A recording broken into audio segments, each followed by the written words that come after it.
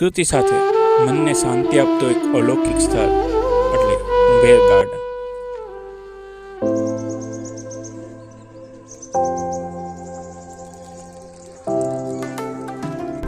જય મહાદેવ મિત્રો, સ્વાગત છે તમારું અમારી યુટ્યુબ ચેનલ ચાલો મારી સાથે, જ્યાં અમે તમને સફર કરાવીએ છીએ સુંદર સ્થળોની। આજે આપણે આવ્યા છીએ સુરતની નજીક પ્રાકૃતિક વાતાવરણમાં આવેલ ઉંભેર ગાર્ડનમાં।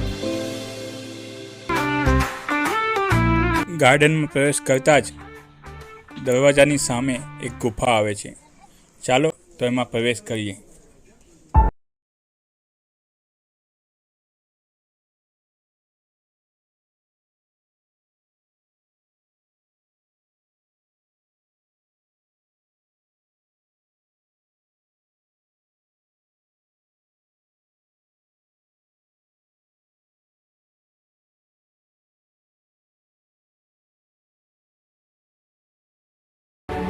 जय हनुमान ज्ञान सागर,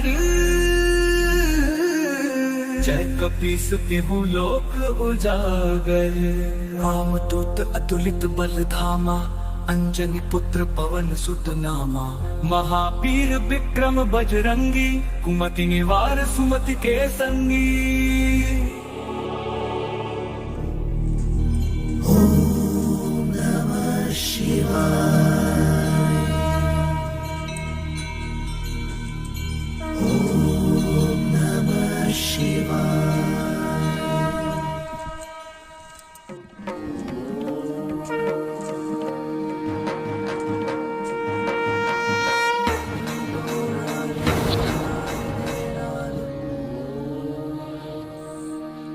દિવ્ય ગુફાના દર્શન કરીને ચાલો હવે થોડુંક ગાર્ડનમાં ફરી લઈએ।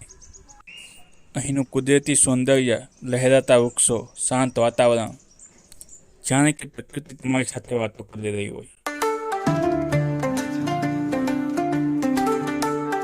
ચારે તરફ હરિયાળી, રંગબેરંગી ફૂલ, પંખીઓની મીઠી ગૂંજ મનને પ્રફુલ્લિત કરી દે છે। આ ઓકરી પર ચાલતા જ એવું લાગે कि तुम्हें कोई फिल्म ना सिनेमा छो। हौसले बुलंद कर, खुद पर तू यकीन कर, एक दिन तेरा होगा सपनों को हकीकत कर। मंजिल को पाना है, राहों में जो भी हो, यूं न हार बनाना, ऊंचा उड़ाना है।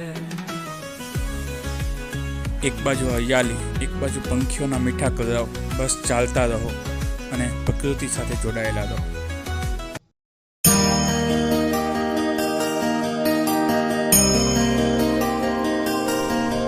ગાર્ડનમાં આગળ બંને બાજુ તળાવની વચ્ચે સુંદર વોકવે છે। ફેમિલી સાથે પિકનિક માટે આ બેસ્ટ જગ્યા છે। ઘરેથી જમવાનું લઈને આવીને અહીં પ્રકૃતિના ખોળે જમવાનો એક યાદગાર અનુભવ લઈ શકાય છે।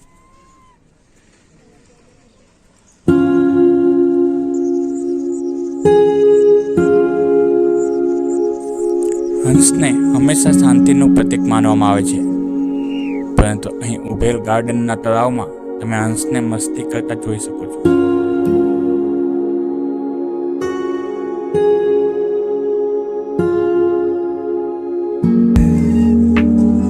हाथ तेरा जब थाम लूं, दिल पे सुकून छा जाए। चाहत की जो है धड़कन, वो एक पल नहीं रुक जाए। साथ चलना है हमेशा, प्यार की दास्तां लिखे, मिलके हम पल पल जिएंगे, प्यार की दास्तां लिखे।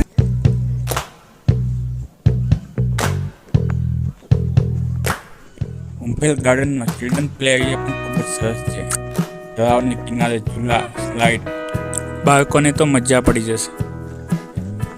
અહીં રમવાનો આનંદ તો છે જ, સાથે સાથે સ્વચ્છ અને સુરક્ષિત વાતાવરણ પણ છે।